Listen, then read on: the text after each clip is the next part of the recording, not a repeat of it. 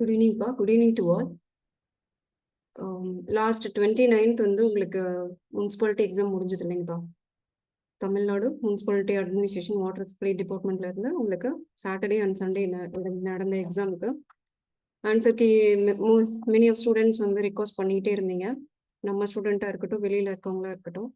So வந்து கொஞ்சம் time எடுத்துருச்சு. பிகாஸ் வந்து கரெக்டான ஆன்சர்ஸ் சூஸ் பண்ணுறதுக்கு ப்ளஸ் ஸ்டாஃப் ஒர்க் பண்ணுறதுக்கு டைம் வேணும் இல்லைங்களா? ஸோ அதனால கொஞ்சம் டைம் எடுத்துட்டோம். Sorry for delay. ஸோ நான் இப்போ ஆன்சர் வந்து ஷேர் பண்ணி காமிக்கிறேன். ஜஸ்ட் நீங்கள் வந்து பார்த்துட்டு உங்களோட கொஷின் சீரீஸ்க்கு எப்படி இருக்கோ அதுக்கு வந்து கரெக்டாக நீங்கள் ஆன்சர் வந்து சூஸ் பண்ணிக்கோங்க. ஒரு 1 மினிட்ப்பா ஷேர் பண்ணி காமிக்கிறேன்.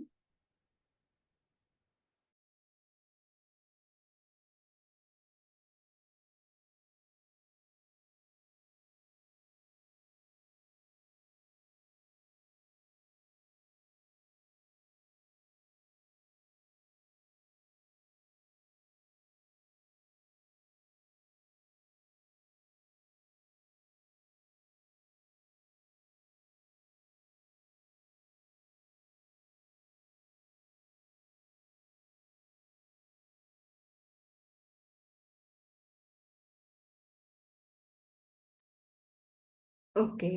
ஐ திங்க் இப்போ ஷேர் ஆகும்னு நினைக்கிறேன். ஃபர்ஸ்ட் கொஸ்டின்ல இருந்து பார்த்துக்கோங்க. ஜஸ்ட் நான் வந்து மூவ் பண்ணி காமிக்கிறேன். உங்களோட ஆன்சர் கீ வச்சு செக் பண்ணிக்கோங்கப்பா. Starting page. ஸோ இதுல இருந்து ஃபர்ஸ்ட் கொஸ்டின்ல இருந்து நோட் பண்ணி பார்த்துக்கோங்க. சம் கொஸ்டின்ஸ் வந்து கொஸ்டின்ஸே மிஸ்டேக்காக இருக்கும். அதே போல் ஆப்ஷன்ஸில் வந்து கரெக்ஷன் இன்கரெக்டாக கொடுத்துருப்பாங்க. ஸோ கரெக்ஷன்ஸ் இருக்கும். ஸோ அதனால் ஸோ அதையும் மென்ஷன் பண்ணியிருக்கோம்.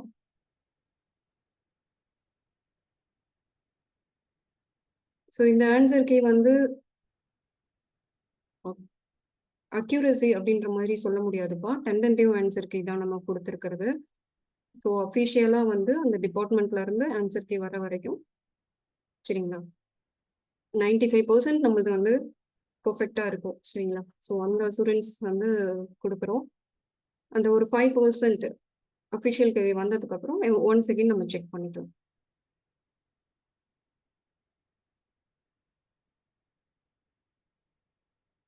ஜஸ்ட் பாஸ் பண்ணி நீங்கள் உங்களோட புக்லெட்டில் உங்கள் ஆன்சரை குறிச்சிக்கோங்க.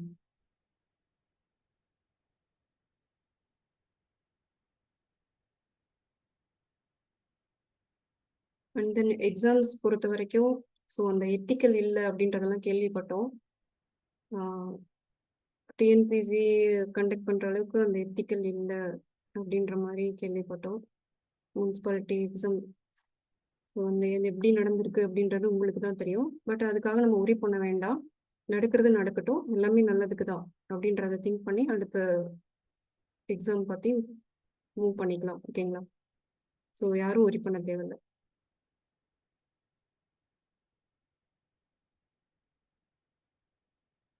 உரி பண்ணால் அந்த பாயிண்ட்லேயே நம்ம வந்து ஸ்டக் ஆகி நின்றோம் இல்லைங்களா.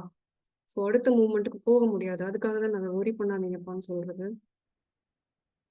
நீங்கள் ஈஸியாக சொல்லிட்டீங்க மேம், கஷ்டப்பட்டு நாங்கள் படித்து எழுதணும். ஸோ உங்கள் தாட்டு புரியுது. At the same time worry பண்ணால் நம்ம ஸ்டக் ஆகி அந்த பிளேஸில் தான் இருப்போம். நெக்ஸ்ட் மூவ்மெண்ட் போக மாட்டோம் இல்லையா. ஸோ அதனால் நெக்ஸ்ட் எக்ஸாமை ஃபோக்கஸ் பண்ணுறது பெட்டர்.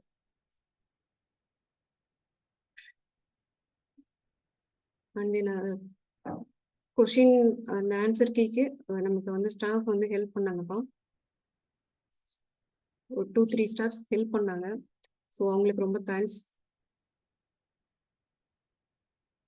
அவங்களோட டைமையும் கரெக்டாக ஸ்பெண்ட் பண்ணி நமக்காக பண்ணி கொடுத்துருக்காங்க. ஸோ உங்கள் ஃப்ரெண்ட்ஸ் யாராவது இருந்தாங்கன்னா ஷேர் பண்ணுங்கள்.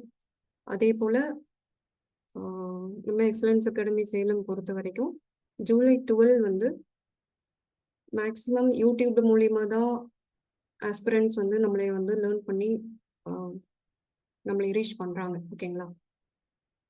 ஸோ வந்து நீங்களும் கொஞ்சம் ரெஃபர் பண்ணுங்க, தெரிஞ்சவங்க ரெஃபர் பண்ணுங்க. ஜூலை 12 வந்து ஒரு ஃபவுண்டேஷன் பேட்ச் போட போகிறோம். ஸோ அதில் வந்து மேக்ஸிமம் பர்சன்ஸ் வந்து ஜாயின் பண்ணாங்க அப்படின்னா கண்டிப்பாக ஒரு நல்ல கோர்ஸ் கொடுக்கறதுக்கு நம்ம ரெடியாக இருக்கோம். ஸ்டாஃப்ஸும் ரெடியாக இருக்காங்க. அடுத்தடுத்த எக்ஸாம்ஸ் உங்களுக்கு நல்ல ஒரு வேலிடான நாலேஜ் கெயின் பண்றதுக்கு சரிங்களா? ஹெல்ப்பா இருக்கும். உங்களுக்கு தெரிஞ்ச ஆஸ்பிரண்ட்ஸ் யாராவது இருக்காங்க அப்படின்னாலும் ரெஃபர் பண்ணுங்கப்பா. ரொம்ப நாளா ட்ரை பண்ணிட்டு இருக்காங்க அப்படின்னும் பொழுது, அவங்களுக்கு ஒரு ரிவிஷன் கிடைச்சது கிடைச்சதுன்னா பெட்டரா பண்ணிடுவேன் அப்படின்றவங்க தெரிஞ்சாங்கன்னா ஷேர் பண்ணுங்க.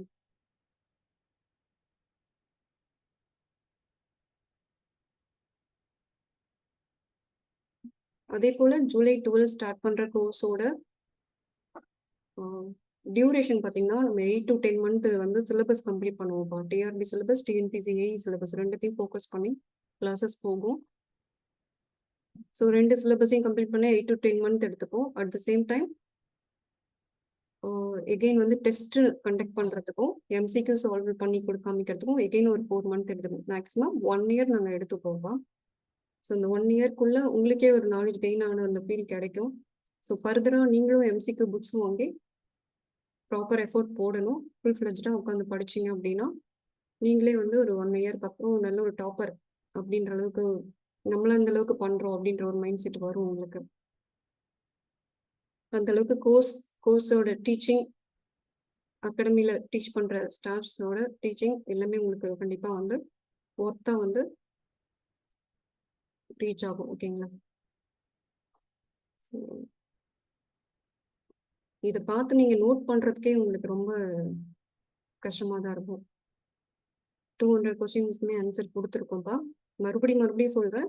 Tentative answer key excellence academy சேலம்ல இருந்து குடுத்துருக்கோம். இது வந்து ஒரு 90 to 95% பெர்ஃபெக்ட்டா இருக்கும். ஸோ மீதி இருக்க அந்த 5% வந்து அசூரன்ஸ் தர முடியாது. அஃபிஷியல் கீ வர வரைக்கும் செகண்ட் செக்கிங்க்கு வெயிட் பண்ணி பார்த்துக்கலாம். ஓகேங்களா? ஓகேப்பா. ஃபர்தர் டவுட்டு இதுல ஆன்சர் கீ எக்ஸ்பிளனேஷன் அப்படின்ற மாரி ஏதாவது தேவைன்னா, கொஞ்சம் வெயிட் பண்ணுங்க.